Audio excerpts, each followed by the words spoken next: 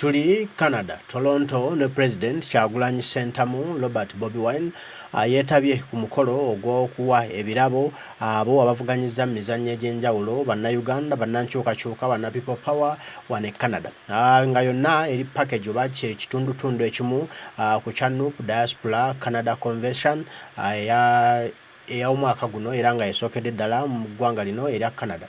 Kati nno wano wetuli aliwo ne maama Babi Tungo Kyagulanyi Kagaju, Secretary General David Lewis Lubongoya, omwogezi wa National Platform na mukulu Joel Ssenyonyi, Speaker wa Kampala omukyala Zahara Yulika n'abakulembeze abalala bangi ku mitendera egy'enjawulo. Kati nno omukolo we gutuuse omukulembeze kukwasa birabo abo bawangudde mu mizannyo mubadde okusamba akapiira n'emizannyo emirala ng'okuvuganya kubadde kw'amaanyi nnyo era nga abo bonna abawangudde abasinze okuteeba ggoolo basinze okukola ebintu ebyenjawulo omukulembeze asazeewo abakwasa ebirabo byabwe okubasiima olw'omulimu gwe bakoze okutumbula ebitone byabwe. Saawa ya kugaba kikopo era nga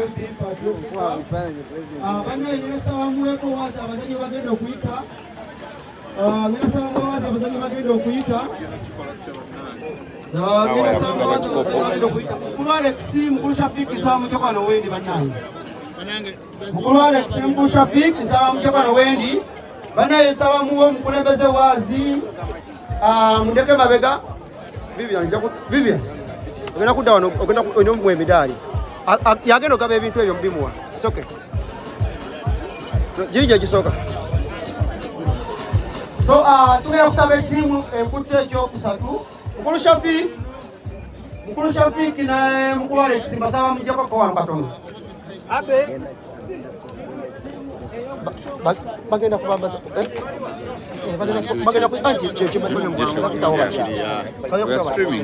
tiimu yakutte ekyokusatu bannaye tusaba mujje ku layini obudde tulina butonevu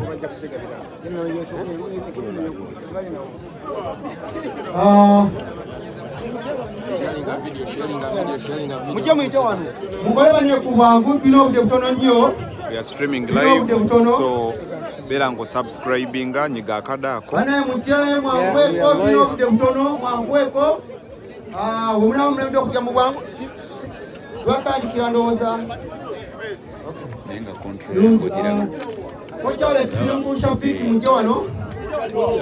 I'm live in Uganda naye nga kyekimu President Walusimbi Isma nkutumiddeko. Thanks for welcoming our president. Keep him safe. Seranja Daniel.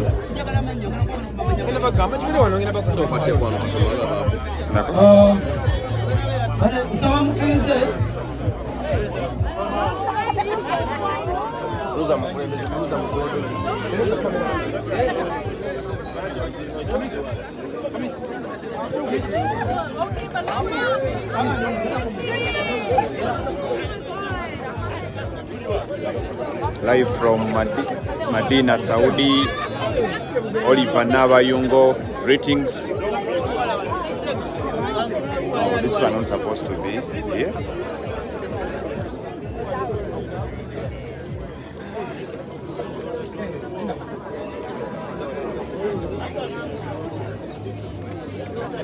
Atenga gwe muganda wange ali ku TikTok ya MC Uncle Bean kutumiddeko.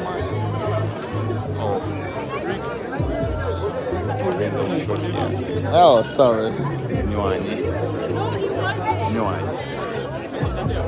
Shoti Jose Mungu katika nzire wala.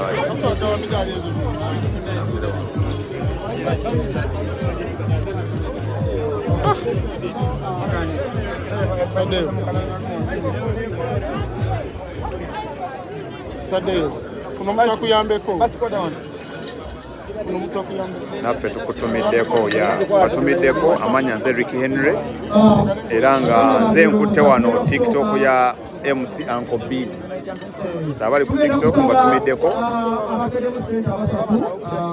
antegeera wantumireko bannange nze Ricky Henry nze nkutte TikTok ya MC Uncle B. Tulina kye tufumba naye essaawa yonna mugenda kuba nga mukifuna nkutu. So beera nga weekumidde ku Ricky Henry Live YouTube tanaba subscribing beera nga subscribing. We are streaming live tuli Canada mu North America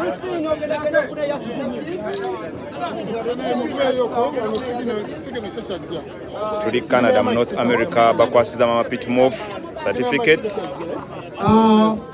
Tugenda kuda muntu kune agala okufuna yadesiza abakaddemu ssente omukulembeze waffe omulungi President His Excellency Kyagulanyi. So abantu ab'enjawulo bali mu bakwasa ate certificate. Wabi events omukyala we tamulabula era yetabula.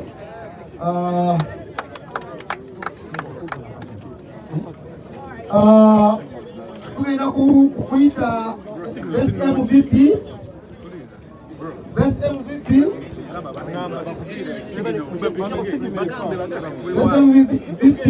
Beka Chigongo.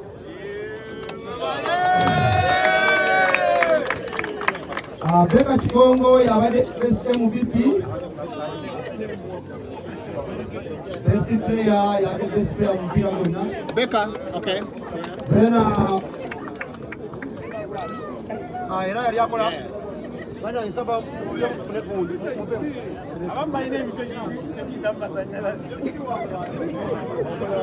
era yali aweleza byamizannyo ku NBS gyava.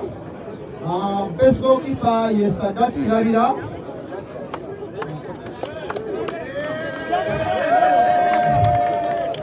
Sadat Kirabira yabadde best goalkeeper. Yana akuje mu tiimu ya ST.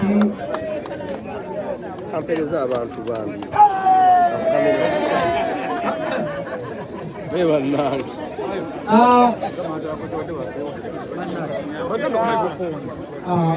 So MC Uncle Bean abantu bodda bakutumira awo muganda wange. Top scorer waffe yabadde Zake Mboyera.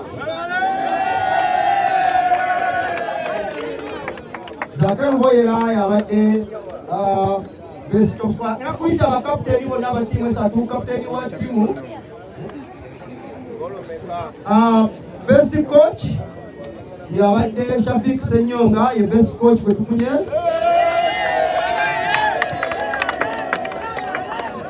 Era yaba mu isi tukumbyeko ebikopo byonna tukkiriza abasentro aba North n'aba West tubiddemu awo kirabika. Era kuyita bakapteeni ba ttiimu esatu amuje babakwasa certificate wano omulundi gumu tugaziwa muntu omu omu gaba certificate ya buli group. Tujja kusobola kuzikwasa omu omu yesaba bakapteeni ba ttiimu esatu aba tusooke n'owa Eastern.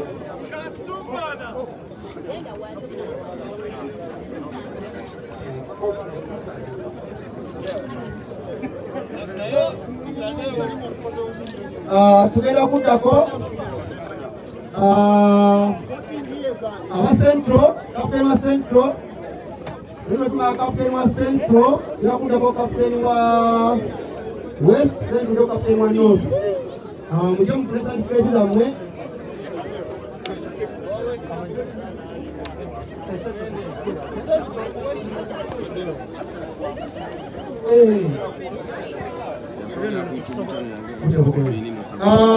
Ngenda saba kapteeni wa West naye afune certificate. Kapteeni wa West ajja kapteeni wa West ajja afune certificate on behalf of the group. Then twakusembyayo kapteeni wa North. Kapteeni wa North naye ajja afune certificate. Abataliiwo bagenze dda kakati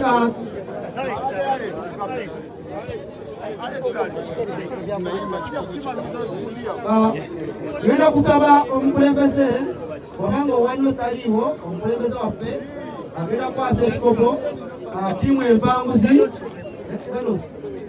ezanooto omukulu yagenda okuzimbinga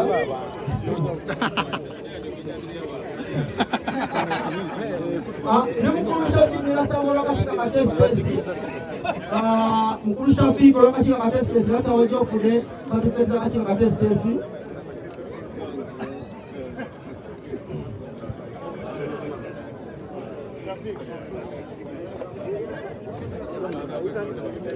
Abanneetolodde nsaba muveeko mukulu Sembe kajja azifune olwakakiiko akatesitesi. Mukulu Sembe ebuya kajja afune certificate ezo.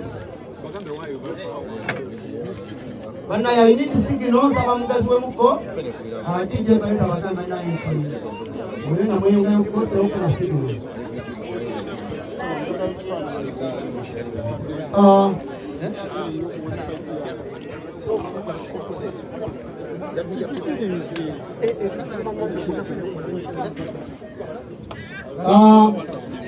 Ngenda kusaba mukama waffe muganda waffe naye tweyanza nti atwetedde ebyokunywa ebadde ku mukolo so kajje naye omukulembeze amubuuzeeko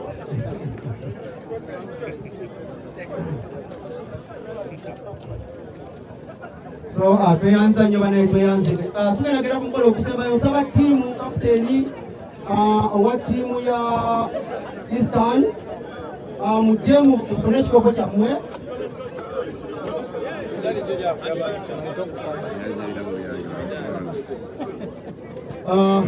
Ninasaba mujje mufune ekikopo bana emidaali ginakwasibwa buli wa ttiimu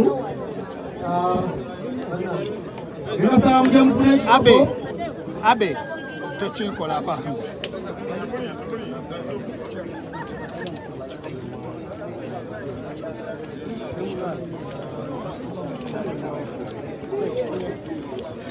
Timu zigana emirira zitya. Genda. Zamu.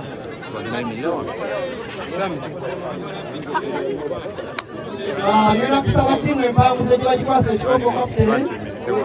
Kapiteeni yangu akwasa ekikopo.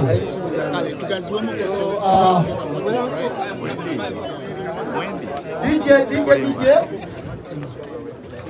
Okay, this side. Ref na timu yo. Ref na timu yo ngomba na bakwasa ekikopo. Mwebale nnyo, mwebale eddala. Mwebale nnyo bannaye. Mwebale eddala bannaye. Okay, omukulembeze waffe bwatyo.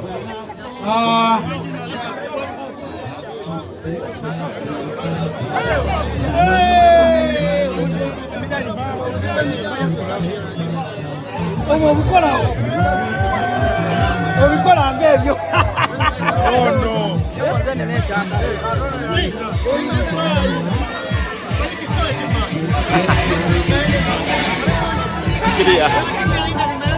Yeah, it's fine.